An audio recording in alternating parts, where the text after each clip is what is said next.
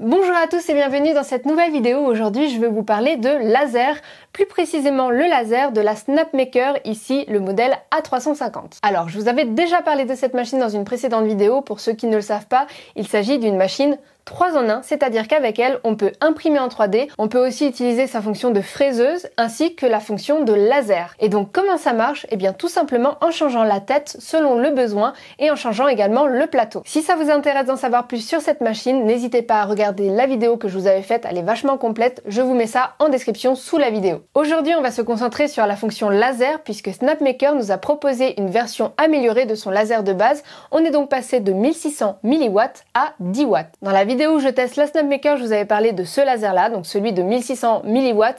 On pouvait découper des choses très fines, de 1,5 mm maximum dans des matières très tendres, mais surtout on pouvait graver. Sur le laser de 10 watts, on va pouvoir découper des matières beaucoup plus épaisses et donc on va le voir ensemble dans cette vidéo. On va donc tester le laser sur du bois, sur de l'aluminium, sur de l'acrylique, donc du plexiglas, etc. Et on va voir ça à travers des petits projets que je mettrai en place pour vous montrer un petit peu concrètement à quoi sert un laser et surtout comment on peut s'en servir. Alors avant de commencer, petit point sécurité sur le laser de 10 watts puisque c'est un laser très puissant, il est réglementé en France et il est dit que celui-ci est de classe 4, c'est-à-dire qu'il est sur la classe la plus grande qu'on puisse trouver sur les lasers. Donc un laser de classe 4, c'est considéré comme quelque chose de dangereux. Il va falloir donc faire attention à son utilisation. Utiliser le laser dans un caisson avec des parois qui va filtrer les rayons du laser pour éviter d'avoir des réverbérations du rayon vers d'autres choses, vos yeux par exemple, et ainsi l'utilisation de, hop si je les trouve, de lunettes de sécurité. Donc en gros, si vous voulez acheter ce type d'outil à la maison, faites bien attention à la réglementation, renseignez-vous avant de vous lancer parce qu'il ne s'agit pas d'un jouet. Maintenant que le point sécurité est fait, je vous propose de commencer. L'avantage avec la Snapmaker, c'est qu'elle est connectée en Wi-Fi, c'est-à-dire que quand j'ai reçu le laser de 10 watts, je l'ai installé à la place de l'ancien et sur l'interface utilisateur, on m'a simplement proposé de faire la mise à jour puisque comme je vous le disais, elle est connectée au réseau de la maison. Donc j'ai fait la mise à jour, ça a pris quelques minutes, puis ensuite il a fallu faire quelques réglages qu'on fait une seule fois pour que le laser soit opérationnel. Donc pour ça, pareil, dans l'interface, on a un petit guide qui nous permet de suivre toutes les étapes pour le régler. La première étape consiste à régler la hauteur initiale du plateau avec une petite feuille, exactement de la même manière qu'on le ferait sur une imprimante 3D, sauf qu'ici, on le fait uniquement sur le centre du plateau. Ensuite, on va prendre cette petite plaque en métal qu'on va mettre aussi au centre du plateau et avec le capteur de distance du laser, eh bien, il va simplement calculer la hauteur de cette plaque pour ensuite pouvoir détecter automatiquement la hauteur de vos matériaux. Et pour finir, le laser va découper un carré dans une feuille de papier classique pour pouvoir calibrer sa caméra qu'on utilisera dans le logiciel de Snapmaker. Et grâce à cette caméra, on va pouvoir disposer nos éléments directement sur le matériau qu'on a à découper ou à graver. De manière à prendre en main la machine, je vous propose de débuter par la création d'une règle et d'un rapporteur qui est en fait le projet que Snapmaker nous propose. Alors ici, il est découpé dans du contreplaqué anti-tilleul de 5 mm qui est en fait fourni directement dans le pack du laser. Alors il faut savoir que le tilleul est une matière assez tendre. D'ailleurs, on va pouvoir découper dans cette matière jusqu'à peu près 8 mm d'après Snapmaker et vu la facilité qu'on a à découper dans du 5 mm, franchement j'ai aucun doute là-dessus. Franchement la découpe est convaincante, la gravure est clean aussi, franchement j'adore. Du coup on va enchaîner avec mes créations, plus précisément une gravure pour commencer et ce sera le portrait de mon avatar sur la chaîne et pour le graver le logiciel de Snapmaker me propose 3 possibilités. Le premier c'est le mode ligne par ligne, c'est-à-dire que le laser va créer des lignes jusqu'à représenter toute l'image ou alors on a point par point, là comme son nom l'indique le portrait sera fait que de points et enfin on a le mode contour de tracé, c'est-à-dire que le laser va uniquement faire le contour de chaque tracé. Si je choisis uniquement le tracé du contour, ça va aller très vite, mais le problème c'est que dans les espaces plus sombres, on va avoir un contour assez fin et on n'aura pas forcément une représentation des dégradés de l'image et donc ça ne marchera pas. Si je choisis la gravure point par point, ce sera comme des pixels, donc on a une représentation de l'image qui sera assez fidèle, mais par contre ça va prendre un temps de fou, donc je choisis le mode ligne par ligne. Pour ça j'ai utilisé du contreplaqué en balsa de 1,5 mm et la gravure aura pris environ 3 heures. Et c'est en voyant le résultat que je me suis dit ok, le laser, franchement, ça rigole pas. Tout simplement parce que je l'ai mis à 25% de sa puissance et le truc m'a complètement percé ma plaque de balsa. Regardez, on voit vraiment tout à travers. Bon, le constat, c'est que mes réglages ne sont pas bons, c'est-à-dire qu'il aurait fallu aller plus vite et baisser probablement la puissance du laser à moins de 25%. Au-delà des réglages, le mode ligne par ligne ne restitue pas totalement bien le portrait puisqu'on a des défauts au niveau des lignes au milieu du portrait. Donc pour ça, il aurait fallu rapprocher les lignes, ce qui nous aurait donné un temps de gravure beaucoup plus long évidemment. Donc je décide cette fois-ci de passer en gravure sur le tracé avec une petite technique. Donc en gros, j'ai réalisé 3 images de ma spirale avec 3 épaisseurs différentes de manière à ce que mon laser puisse passer sur des formes qui sont un petit peu plus épaisses et restituer comme il faut les parties foncées. Donc sur cette simulation, on peut voir qu'il y aura plusieurs passages sur les parties épaisses de ma spirale. Je lance donc la gravure en diminuant cette fois-ci la puissance de mon laser et en augmentant sa vitesse. Et au final, cette gravure m'aura prise un petit peu plus d'1 heure. Et voilà le résultat. À gauche, ma première gravure en mode ligne, un peu cramée, et à droite, ma gravure en mode contour de tracé qui est beaucoup plus réussi. Donc franchement, ma technique est complètement validée. On a donc un résultat plus précis, on n'a pas les défauts de ligne que j'avais sur le premier portrait, et en plus, la gravure a mis 3 fois moins de temps. Et ce premier portrait raté m'amène à vous expliquer qu'il est important de tester la puissance et la vitesse du laser sur chaque matière qu'on va utiliser. Alors il faut savoir que sur le logiciel de Snapmaker, on a déjà des pré-réglages selon les matières qu'on va utiliser. C'est très bien, ça nous indique énormément de choses et franchement c'est très utile, mais rien de mieux que des tests personnels sur nos propres matériaux. J'ai donc réalisé une matrice de test où d'un côté on a la vitesse et de l'autre la puissance du laser. Par exemple, sur du MDF de 3 mm, un seul passage n'a pas été suffisant. J'ai donc utilisé une autre matrice qui me permet de voir qu'il faut au moins 2 passages minimum pour découper dans cette matière avec mon laser de 10 watts. J'ai également utilisé une matrice qui me permet de voir comment la matière réagit en fonction de la puissance de mon laser allant de 5% à 100%. Bon, et clairement, on se rend compte qu'il va falloir utiliser le laser à faible puissance ou du moins à haute vitesse de manière à ne pas cramer la matière. J'ai évidemment fait des tests sur d'autres matières comme du contreplaqué de 3 mm. Là, pas de souci, en un seul passage, ça découpe sans difficulté et de manière très propre. Donc en tout, j'ai fait des tests sur du MDF, sur du contreplaqué, on peut voir que ça découpe sans aucun problème. Contreplaqué ici aussi, et juste au-dessus, là, on a mon ancien test de découpe, donc une autre matrice que j'avais utilisée avec la découpeuse laser qui s'appelle la Bimo de chez Flux, et malheureusement, aucun de mes tests n'a réussi à découper cette matière en 3 mm. Et cette matière était la plus tendre des matières que j'avais à ma disposition. J'étais assez déçue de voir que c'était pas possible de découper la matière. Je pensais avoir acheté ces planches pour rien. Eh bien non. Il a fallu attendre la Snapmaker et son laser de 10 watts pour arriver à découper dans chacune de ces matières et franchement je suis ravie. Alors il faut savoir que la Bimo de chez Flux est un laser en CO2. Ici c'est un laser à diode, c'est pas exactement pareil. Et ce que j'ai pu constater c'est que lorsque je voulais graver dans une matière, le CO2 avait tendance à décaper la matière et donc à creuser dans la matière, alors que le laser à diode avait plutôt tendance à brûler la matière et ne donnait pas forcément les mêmes résultats. Pour illustrer ce que je vous explique, j'ai pris du MDF que j'ai peint avec de l'acrylique noir. Avec le laser de CO2, j'ai pu décaper la matière et réaliser ici des logos où je vais décaper ma peinture, alors que le test que j'ai réalisé avec celle-ci, malheureusement, ne me décape pas du tout ma peinture et va simplement brûler la matière et donc on ne verra pas le MDF ou en tout cas la matière du MDF apparente derrière la peinture. Donc en gros, je suis ravie d'avoir les deux. Finalement, c'est quelque chose d'assez complémentaire. La Bimo, pour moi, c'est vraiment une machine qui va me permettre de mieux graver.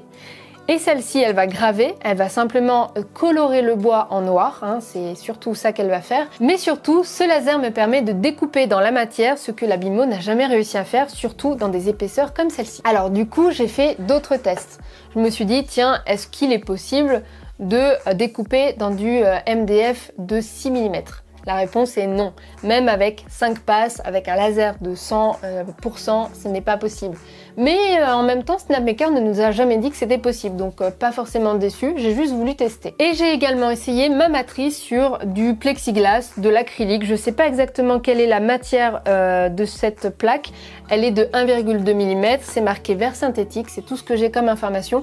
Mais en tout cas, comme vous pouvez le voir ici, ça m'a simplement cramé la matière et en aucun cas ça me l'a découpé. Là aussi, Snapmaker m'a jamais dit que c'était possible. La découpe est uniquement possible dans de l'acrylique noir ou rouge d'après le constructeur. Donc c'est ce qu'on fera un petit peu plus tard dans cette vidéo. Donc comme vous pouvez le voir, j'ai fait pas mal de tests avec les matériaux que j'avais à ma disposition, mais il faut savoir qu'il y a une liste que vous voyez ici où Snapmaker nous dit qu'il est possible de découper et on a également une autre liste qui nous permet de savoir ce qu'on peut graver. N'hésitez pas à mettre pause quelques instants puisque nous on va passer à la prochaine création. Et la prochaine création, c'est ce petit coffre que j'ai réalisé avec Fusion 360 qui est un logiciel de modélisation. Et oui, pour le laser, eh bien, il faut aussi faire de la modélisation tout comme l'impression 3D. Pour réaliser ce type de projet sous Fusion, il va falloir penser planche de bois. Et oui, tout ce qu'on va modéliser, ça va être des formes dans une épaisseur de notre matériau, ici par exemple de 3 mm. Lorsque l'ensemble est terminé, on va pouvoir exporter chacune des faces au format DXF qu'on va importer dans le logiciel de Snapmaker pour l'envoyer sur la découpeuse. Pour la découpe entière du coffre, il m'aura fallu environ 2 heures.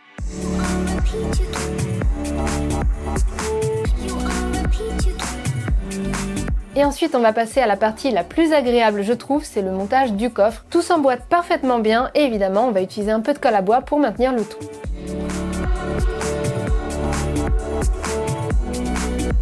Et voilà le résultat, franchement ça fait un objet vraiment cool, ça me change de l'impression 3D et du plastique. Je trouve que ça fait un petit objet charmant, voilà, un petit coffre comme ça. J'ai fait en sorte en plus de découper les parties pour cacher les emboîtements des pièces pour le rendre encore plus joli. Voilà, bref, je suis complètement ravie de cette création. Alors vous remarquez peut-être qu'il y a des brûlures au niveau des tracés où le laser va passer. Bah ça c'est en fait très normal. Et il y a une astuce très simple qui consiste à mettre du papier collant de manière à protéger le bois des brûlures. Et quand on retirera le papier de protection, eh bien on aura des découpes hyper clean. Et je précise que pour ceux qui ont un laser à la maison, je vous mets à disposition les fichiers pour réaliser ce coffre. Mais attention, le coffre est uniquement prévu dans de la découpe de matériaux de 3 mm. Et pour ceux qui le souhaitent, je vais réaliser quelques kits, alors il n'y en aura pas énormément, mais quelques kits complets de ce coffre avec évidemment toutes les parties découpées au laser qui seront protégées avec la petite protection pour avoir des impressions plus clean que le coffre que je vous ai fait ici. Donc il vous suffira simplement de retirer chacune des protections avant collage. Je vous fournis également la colle à bois, le petit pinceau et j'ajouterai en cadeau quelques stickers de la chaîne ainsi que 2 petits tournevis bien pratiques. Là aussi, tout est dans la description, n'hésitez pas à checker, c'est sur le site internet. Bon évidemment, je me suis pas arrêtée là, franchement je me suis amusée à faire ce coffre, mais je me suis dit pourquoi ne pas faire une autre réalisation en votre compagnie. Et oui, je me suis lancée dans un live où je me suis dit avec vous, on va fabriquer une boîte. J'ai réalisé avec vous cette boîte requin. Vous avez donc en direct mes réflexions, mes ratages parce qu'il y en a eu.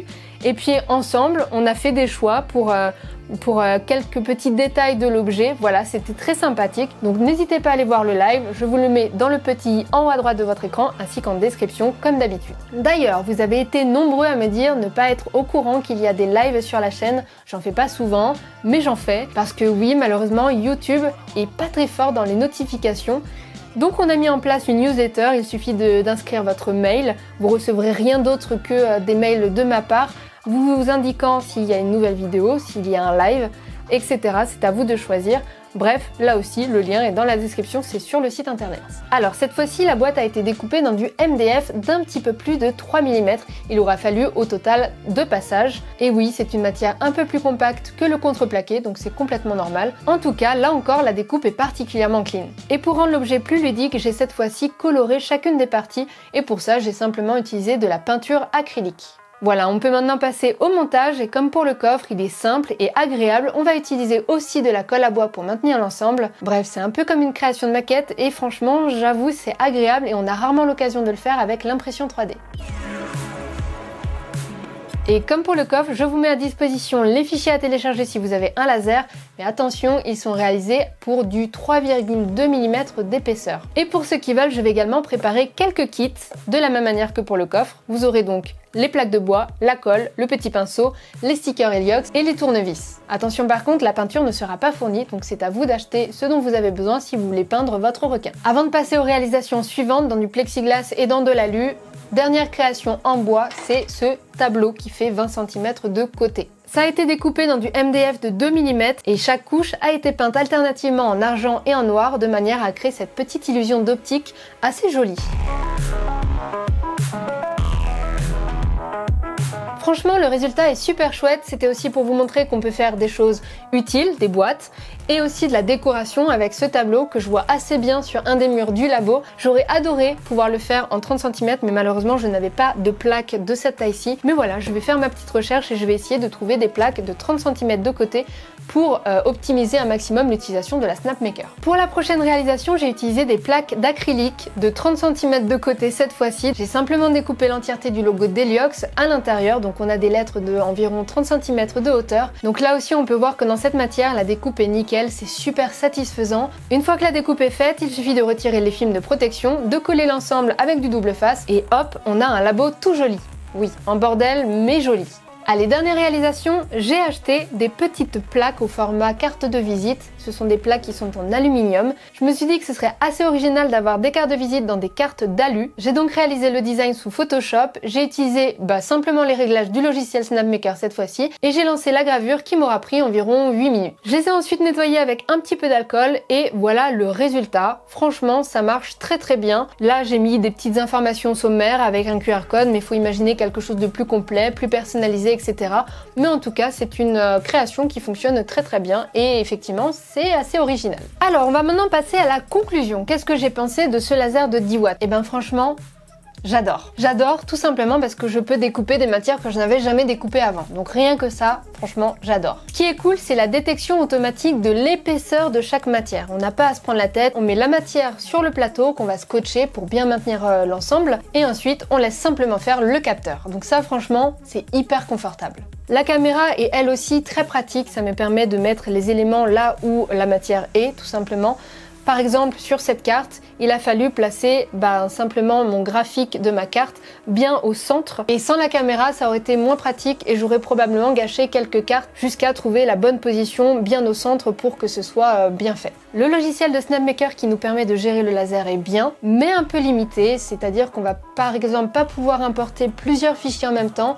Et pour le coffre, par exemple, qui a 28 fichiers, il me semble, eh bien il a fallu les importer un à un, ce qui est assez fastidieux. Dans le logiciel, on ne peut pas non plus tracer des traits simples, on peut tracer des formes, des carrés, des ronds, etc. Mais le trait, ça, je ne sais pas pourquoi, il n'est pas présent. Il y a aussi une fonctionnalité que j'aurais bien aimé trouver, c'est la disposition automatique de l'ensemble de mes fichiers pour optimiser un maximum la place en fonction de mon matériau. Là aussi, tout se fait à la main et c'est un peu dommage. Par contre, on peut dire que le logiciel est très facile à prendre en main pour les débutants, pour ceux qui se lancent, pour ceux qui ont peur.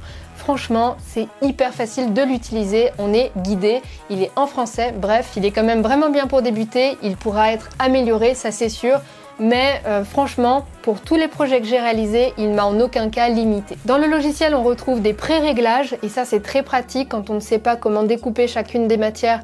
On est un peu guidé. On a également la connexion sans fil, donc on envoie les fichiers directement depuis le logiciel et ça aussi c'est assez pratique. Ça évite de nombreux allers-retours sur la machine avec sa clé USB. Et enfin, dans le logiciel, on a également quelques projets que Snapmaker nous met à disposition, comme cette règle et ce rapporteur, donc voilà, c'est quand même assez pratique. En bref, je vous le rappelle, là je vous ai montré que la fonction laser, mais cette machine fait aussi fraiseuse et impression 3D, donc c'est une machine extrêmement complète. Certes un peu onéreuse, mais on a une grande qualité de conception selon moi, et surtout vous avez 3 tailles différentes. Ici c'est la plus grande, donc la plus chère, mais vous avez également la petite version pour ceux qui ont un petit budget. Et puis autre chose, c'est qu'une machine comme ça sur le marché, il n'y en a pas, ou alors très peu. En tout cas, j'espère que vous avez appris des choses dans cette vidéo. En tout cas, moi je me suis éclatée à réaliser tous ces projets, c'était vraiment cool. Pour ceux que ça intéresse, vous avez un code promo, je vous mets tout le détail en description sous cette vidéo. Comme d'habitude, j'attends vos réactions en commentaire sous cette vidéo. N'hésitez pas à me laisser un pouce en l'air pour me dire que vous avez bien aimé la vidéo. Vous pouvez également vous abonner à la chaîne en cliquant sur le rond qui s'affiche ici à votre écran et en activant la petite cloche qui vous permettra d'être notifié lorsque je mettrai une nouvelle vidéo en ligne. Et moi, je vous dis à très bientôt dans une prochaine vidéo.